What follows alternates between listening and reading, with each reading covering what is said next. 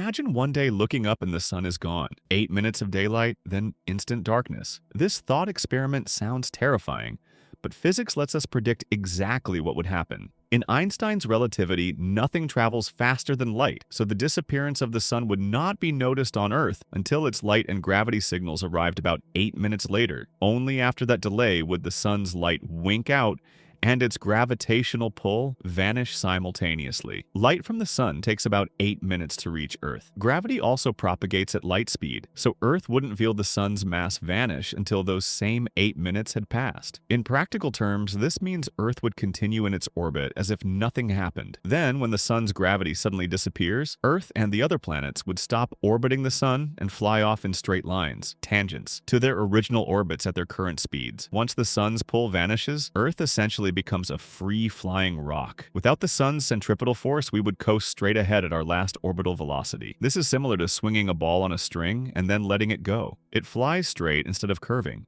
Without solar heat, Earth would cool catastrophically. Scientists estimate that within a few days, the global average temperature would drop below freezing. Within about a week, it could reach 0 degrees Celsius, making almost everywhere frosty. After 1 year of total darkness, models show the average surface temperature might plunge to roughly minus 73 degrees Celsius. The upper atmosphere and oceans would chill first, and snow and ice would spread rapidly. The oceans would start freezing from the top down. The surface layers would turn to ice within days or weeks. Fortunately for any life below, ice floats and acts as an insulating blanket. This means the ocean's deep water would stay liquid for a very long time, decades, centuries, or even much longer, because the ice above would slow further heat loss. In one scenario, it's estimated the ice would prevent the oceans from freezing solid for hundreds of thousands of years, even billions of years by some calculations, as Earth's interior heat keeps the depths warm. Eventually, after millions of years without the sun, even that heat would radiate away and Earth would approach the cold, approximately negative 270 degrees Celsius of background space.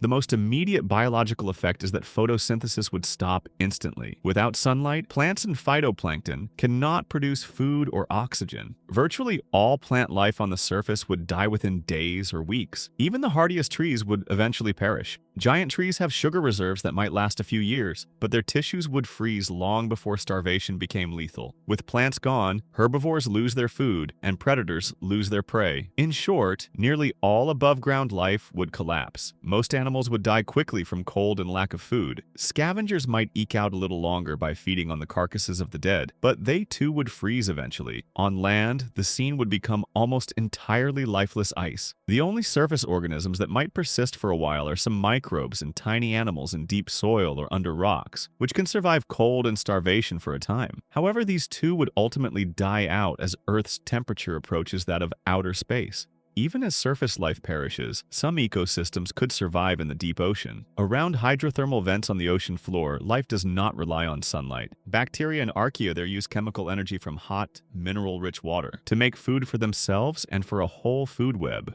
After the sun is gone, human survival would depend on technology and alternative energy. The atmosphere would still contain enough oxygen to breathe for hundreds of years, since we have a huge reservoir compared to our annual use. The bigger problem is staying warm and fed. As one science article points out, we'd essentially be on a dark, freezing boat in space with no incoming heat. Potential refugees include underground or submarine shelters in places with abundant geothermal power. For example, Iceland already heats most of its homes with geothermal energy, and scientists suggest that volcanic regions could keep humans alive for centuries by tapping into the Earth's heat. In principle, nuclear reactors or nuclear waste could also supply heat and electricity for a time. But without the sun, agriculture is impossible. Survivors would need to grow food in artificial settings, for example, using hydroponics powered by nuclear or geothermal energy, or eat algae and fungi grown on waste nutrients. Realistically, only a small fraction of humanity, maybe a few million out of billions, could hope to survive more than a few years, living in specially designed bunkers or mobile Arctic bases. Of course, it bears repeating that the sun cannot simply vanish. By the laws of physics, conservation of energy and mass, this scenario is impossible. In reality, the sun will die trillions of years from now in a slow, different way, turning into a red giant, etc., not by instant disappearance.